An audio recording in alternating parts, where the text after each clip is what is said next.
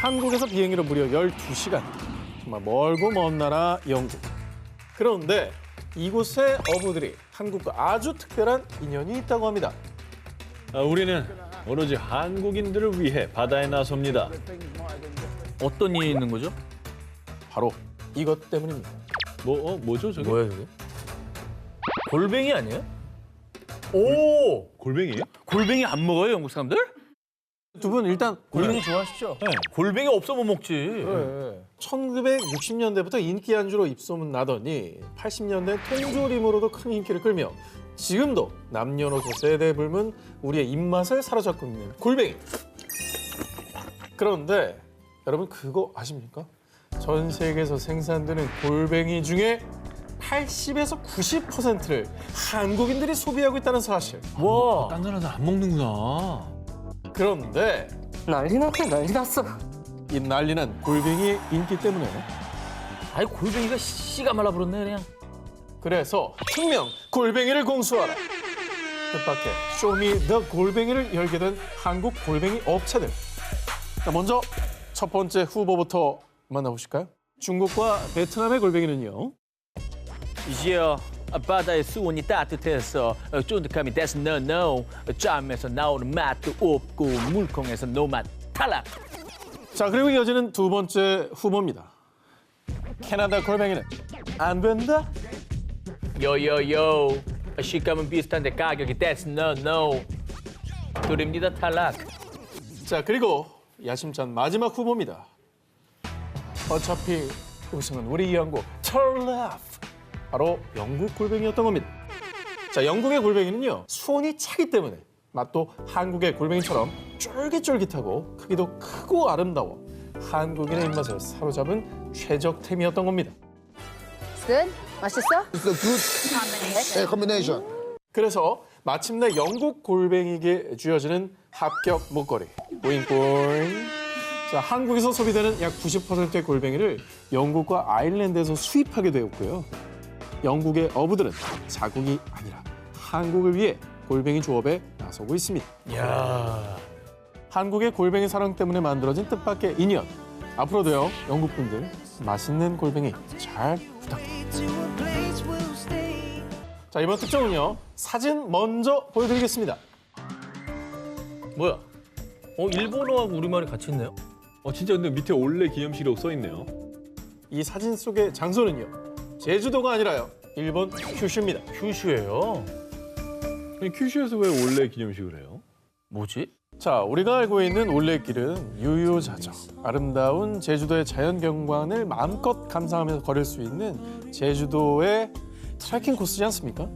국내 관광객뿐만 아니라 제주를 찾는 외국인 관광객에도 인기 만점으로 이제는 제주를 대표하는 관광 명소가 됐는데요. 그렇다면 사진 속 일본 규슈의 올레길, 그 정체는 대체 무엇이냐? 2011년 일본 규슈에서는 어떻게 하면 관광 사업을 더 활성화할 수 있을까 고민하던 중 도보 여행 열풍을 불러온 한국의 인기 관광지 제주도의 올레길에 주목하게 됩니다. 일본에도 올레길을 만들고 싶은데 도움을 받을 수 있을까요? 규슈 관광추진기구의 자문 요청에 제주 올레 측은 직접 일본에 방문해 코스 개발 및 심사에 참여했고요. 올레 정신에 어긋나지 않게 기계 장비 없이 최대한 자연 그대로의 모습을 보존해 길을 만들 수 있게 컨설팅을 했습니다. 오. 그렇게 2012년 일본 규슈 지방의 제주 올레길 수출 1호 규슈 올레길이 탄생하게 된 겁니다. 아니 근데 야 이제 우리나라가 무슨 관광 상품을 수출을 하네요. 여행 문화라고 해야 되나 이게 이거? 얼마나 부러웠으면 돈 그러니까. 주고 저걸 사왔겠습니까? 규슈 올레길을 걷다 보면 발견하게 되는 코리아의 흔적.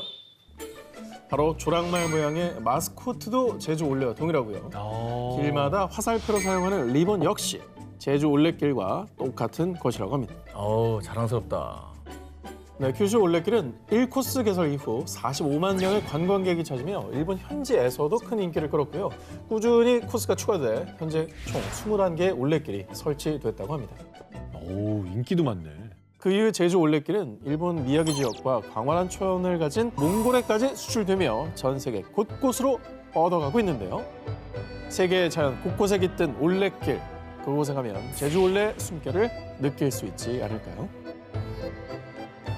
자, 이번에도 여러분 사진 먼저 보여드리겠습니다. 오, 한글이다. 저기 고마무 호랑이 아니에요? 당근 신화.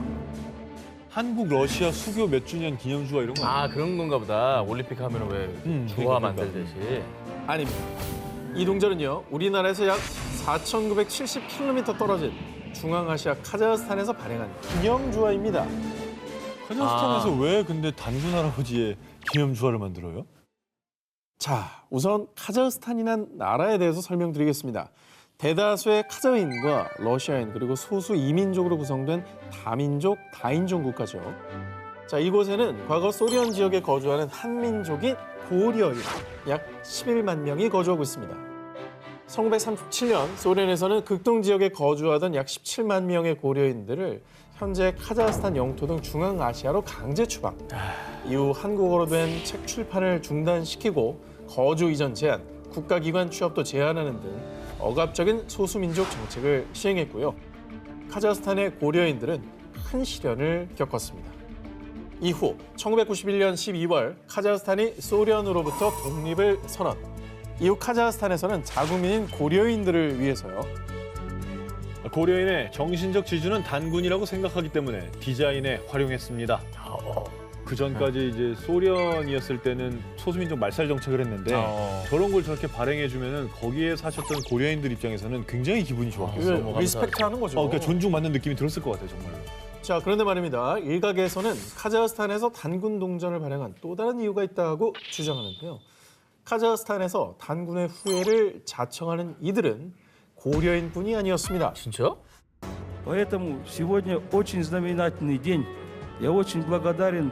И сегодня пора уже вернуться к своим корням, вернуться к тенгрианству, которое всех объединяет, вечно синее небо и первопредкам. Спасибо за внимание. 자, 이렇게 흡사한 신화 내용뿐만 아니라 옛날 카자흐 왕국의 여러 부족을 하나로 묶어서 통치하는 제도를 주스라고 했는데 한국 태초의 국가인 고조선의 이 조선과 주스가 어원이 같다는 이건 주장이 있고요. 와. 카자흐스탄에 케레이라는 부족이 있었는데 우리나라의 결의와 똑같은 의미로 써요. 우와, 발음이 비슷하네. 결의 결의. 그리고 고조선의 수도는 아사달. 그죠. 카자흐스탄의 옛 수도 이름이 아스타나로 불렸다고 합니다. 그것도 비슷하네. 너무 신기하다. 이거 되게 일리 있다. 일리 있어. 자, 다음 특종 역시 특별한 화폐에 대한 얘기입니다. 현재 이 동전은 일본의 중앙은행인 일본은행 화폐박물관에서 보관 중인데요. 저거 뭐죠? 소나무인가? 돈이에요? 이 동전은 1710년에 일본에서 발행된 은화입니다. 자, 특이한 점은 분명 일본에서 만든 돈인데 일본에서는 사용 불가. 오로지 조선을 위해 만들어진 것이었습니다. 왜요? 자, 당시 국제무역을 할 때에는 이런 은화가 국제화폐로 통용됐는데요. 일본에서는 오직 조선과의 무역 거래를 위해 이 은화, 일명 인삼대왕고은을 발행했던 겁니다. 인삼 살 때만 쓰는 거. 그렇습니다. 자, 일본의 인삼대왕고은은 조선과 인삼 무역을 하기 위해 만든 특수 은화인데요. 아니 근데 기존 돈으로 거래해도 되잖아요. 근데 왜 인삼 거래하겠다고 굳이 돈을 따로 만들어요? 흔히 고려 인삼으로 불린 조선산 인삼에 대해 일본인들은요. 고려 인삼이 아무리 비싸도 일본에서는 물량이 없어서 못 살 정도로 인기였는데요. 야. 자, 그런데 이번 인삼 대금으로 준비한 은화입니다. 아니, 은 함량이 왜 이거밖에 안 돼요? 이 돈 못 받아요. 이렇게 기존에 거래하던 일본에서 제조한 은화, 경장은의 은 함량은 80%였지만요. 일본이 화폐 개혁 이후 제조한 은화, 원록은의 은 함량은 64%. 아. 은 함량이 모자랐던 겁니다. 이에 조선의 인삼 무역상들은 은 함량이 낮은 원록은으로는 거래를 안 하려고 했던 겁니다. 자, 그런데 말입니다. 아까 일본에서 고려 인삼 인기가 엄청났다고 했잖아요. 이 조선과의 인삼 무역에 문제가 생기자 일본은 안달이 났습니다. 이미 화폐 개혁을 해놨는데 조선 무역상들은 일본 은화를 안 받아주고 또 어떻게든 고려 인삼 구매하고 싶으니 어떡하겠습니까? 결국 일본이 내린 결정은 조선과의 무역 전용 화폐를 만드는 것이었습니다. 그렇게 1710년 일본은 기존에 거래하던 은화, 경장은과 순도가 같은 인삼대왕 도은을 발행한 겁니다. 자, 그리고 이것은 화폐 개혁으로 발행된 원로금과는 은 함량이 다르기 때문에 일본 내에서는 사용을 금지시켰던 거죠. 한국을 위해 발행된 외국의 특별한 동전, 단군전과 인삼대왕 고은이었습니다. 2000년대 초반 당시 우리나라를 떠들썩하게 했던 한 장의 사진. 이 사진은요. 1944년 6월 6일 제2차 세계대전에서 연합군의 승리에 큰 기여를 한 노르망디 상륙작전 당시의 사진입니다. 한국 사람 아니에요? 야, 누가 봐도 약간 일단- 품 같죠? 일단 독일 사람은 아니잖아요. 근데- 아무리 봐도. 근데 군복은 독일이잖아. 사진 속 잔뜩 경직된 모습의 남성은 노르망디에서 약 9,000km 떨어진 조선에서 온 한국인이었습니다. 어머머? 미국의 유명 역사학자인 스티븐 엠브로스가 쓴 책 디데이에 따르면요. 노르망디 상륙작전 당시 유타 해변에서 미 101 공수여단 로버트 브루어 중위는 독일 군복을 입은 4명의 동양인을 생포했다. 아무도 그들의 언어를 알아들을 수 없었다. 결국 그들은 한국인으로 밝혀졌다. 오호. 게다가 프랑스 노르망디의 캉 지역에 위치한 제2차 세계대전 기념관에 문제 이 사진이 전시돼 있는데 와, 그가 한국인이라는 설명이 덧붙여져 있다고 합니다. 자, 근데 네. 도대체 한국인이 어떻게 노르망디까지 그리고 독일 군복을 입고 참전을 하게 된 거죠? 뭐 어떻게 된 거야? 자, 안타깝게도 이 사진 속의 노르망디에 있는 코리안이 누군지 또 그가 왜 독일 군복을 입은 채 노르망디에 가게 됐는지 그리고 이후의 행방까지 뭐 더 이상 알려진 사실은 없다고 합니다. 그게 왜 그러냐면 말이 안 통하니까. 말이 안 통하니까. 뭐라고 얘기는 했을 텐데. 그런데 말입니다. 이 단 한 장의 사진에서 모티브를 얻어서 노르망디 코리안에 대한 이야기를 담은 영화가 개봉되기도 했습니다. 장동건 씨가 연기한 조선 청년 준식은 1939년 일제 식민지 시절에 소련과 일본의 국경 분쟁 전쟁인 할흰골 전투에 참전하게 됐는데요. 일본이 전쟁에서 참패한 뒤 소련군의 포로가 됐는데 이후 소련이 독일과의 전쟁에서 이번엔 독일군이 됐고요. 그렇게 독일 군복을 입고 노르망디로 가게 됐다는 내용을 담고 있습니다. 일제 강점기라는 격동의 시대에 조선이 아닌 이역만리 떨어진 프랑스 노르망디에서 찍힌 조선인의 사진에 작가의 상상력이 더해져서 영화화됐던 거죠. 정말 이분들이 한국인이었다면 영화보다 더 엄청난 스토리가 있을 것 같아요. 과연 그들은 어떻게 약 9,000km의 여정을 거쳐 노르망디까지 이르게 됐던 걸까요? 우리나라에서 무려 약 9,162km 떨어진 아프리카의 에티오피아. 이곳 수도인 아디스 아바바의 외곽에는 에티오피아에서 가장 가난한 이들이 모여 사는 빈민촌이 있습니다. 이곳의 이름은 코리아 사파르, 일명 한국마을입니다. 오, 아, 실제로 제가 에티오피아 아디스아바바에 봉사활동을 간 적이 있는데 그래요? 예. 가봤어요? 거기 참전 용사비가 있을 정도로 굉장히 한국과의 인연을 소중하게 생각하는 분들이 많이 계시더라고요. 우리한테는 정말 감사한 분들이죠. 예. 아니 근데 저기는 안 가봤어요? 아, 저쪽 말고 저는 반대편에 있는 학교를 건립하는 일을 도와드리는 일을 했었습니다. 근데 왜 조기 얘기를 안 했지? 일부러 안 간 거예요? 아, 일부러 안 가기 않지. 내 저기에 대해서 제가 아니. 뭘 알겠어요. 아니 저기를 몰라요? 아니, 모르는 데로 어떻게 가요. 아 가야 돼요. 저기는 가야 됩니다. 저기는 진짜 뭔지 되게 궁금하네. 에티오피아의 한국마을에는 놀랍게도 한국인이 단 한 명도 살고 있지 않습니다. 하지만 이 한국마을 주민들은요. 3주 동안 배를 타고 그 나라에 갔었지. 그 나라의 자유수호를 위해 싸운 건 내 평생의 자랑이고. 와, 진짜 고마운 분들이구나. 네. 참전 용사들이 계시거든요. 아니 근데 참전 용사분들이 한 마을에 모여 사는 거예요? 그렇습니다. 에티오피아의 빈민촌 한국마을 주민들은 한국전쟁 당시 에티오피아에서 파병했던 참전 용사들이었습니다. 아, 1950년 한국전쟁이 발발하자 에티오피아의 하일레 셀라시의 1세 황제는요. 이길 때까지 싸워라. 그렇지 않으면 죽을 때까지 싸워라. 총 6,037명의 에티오피아 용사들 강류 부대를 파견했습니다. 우리 국군과 함께 북한군과 맞서 싸웠습니다. 에티오피아의 강류 부대는 250번이 넘는 전투 중 122명이 전사하고 536명이 부상을 입었지만요. 단 한 번도 물러나지 않고 불패 신화를 기록. 뿐만 아니라 강요 부대원들은요 적은 월급을 모아서 부대 내 고화 보육원을 설립, 전쟁 고아들을 살피기도 했습니다. 와, 진짜 고마운 분들이네. 우리가 잊으면 안 됩니다. 그래서 제가 다녀왔어요. 저를 잘했어요, 알고 잘했어요. 가야죠. 아니, 참전 B 갔다 왔다니까요. 잘한 건 잘한 거지. 오기 전에 잘했어. 잘했어요. 근데 저는 좀 의미를 되새기면서 가고 아니 싶습니다. 이상하게 왜 내가 죄의식을 느끼지? 내가 더 잘한 것 같은데 예. 왜 내가 미안해야 되지? 이거 아셔야 돼요. 아니 근데 저분들이 그러면 굉장히 고마운 분들인데 그 왜 빈민촌에 그러니까 이게 그리고 왜 모여 살아요? 영웅 아니야 영웅? 네. 자, 1974년 에티오피아에서 쿠데타가 발생을 했고요. 사회주의 정권이 들어섰습니다.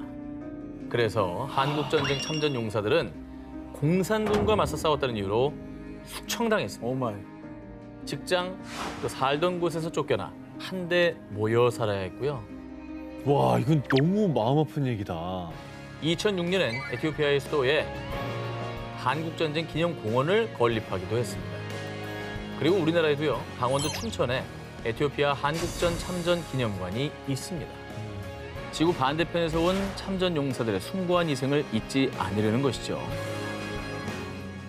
በተለይ አሁንማ እንደገና አዲስ እንደው ደግሜ ልዝመት ብለን 1892년 조선 제2대 프랑스 공사를 지낸 이폴리트 프랑댕의 한 저서. 이 저서에선 정말 뜻밖의 한국인의 흔적이 기록되어 있는데요. 바로 19세기 말 프랑스 사교계에서 주목받은 한 조선인이 있었다라는 기록입니다. 에? 그래요? 아니, 조선인이 프랑스 사교계에 진출을 했다고요? 프랑스 말도 하고 막 이래야 되는 거 아니에요? 굉장히 상류층 아닌가 그럼? 이 조선인의 이름은 리진. 그녀는 궁중 무희이자 관아의 기녀 출신인 조선인이었습니다. 그녀의 흔적이 기록된 프랑댕의 저서 한국에서에 따르면 1891년경 프랑댕의 친구이자 당시 프랑스 공사, 일대 프랑스 공사로 추측되는 인물인 콜랭 드 플랑시가 궁중 연회에서 무희인 리진을 보고 한눈에 반하게 됐다는 내용이 나옵니다. 제발 저 여인을 내게 보내줄 수 없겠소? 플랑시는 고종에게 청해 무희였던 리진과 프랑스로 떠나 결혼까지 하게 되는데요. 그리고 조선을 떠난 리진은 화려한 프랑스의 문화와 근대화된 신문물을 접하게 됐고요. 조선에선 누릴 수 없던 자유를 마음껏 누리게 됐죠. 하지만 리진은 곧 고향에 대한 그리움과 프랑스인들에 대한 열등감으로 야유어갔습니다. 그러던 어느 날 다시 조선의 프랑스 공사로 부임하게 된 남편 플랑시와 함께 조선으로 귀환한 그녀. 조선에선 관에 귀속된 관계의 신분이었던 터라 남편과 강제로 이별해 다시 무의로 전락해야 했고요. 뭐야? 이에 자유를 박탈당한 그녀는 안타깝게도 스스로 생을 마감하고 말았습니다. 당시 조선 생각해 보십시오. 여성의 인권도 지금 같지 않았고요. 신분제도 엄연히 남아 있었던 시대. 근데 이제 근대화된 프랑스는 뭐 얼마나 신세계였겠습니까? 그러니까. 전에는 못 누려봤을 문물과 그 문화, 자유 이런 걸 누렸을 거 아니에요. 자, 그런데요. 프랑스 공사의 저서엔 리진의 흔적이 남아있지만 이를 뒷받침할 사료나 한국에서의 기록은 전무한데요.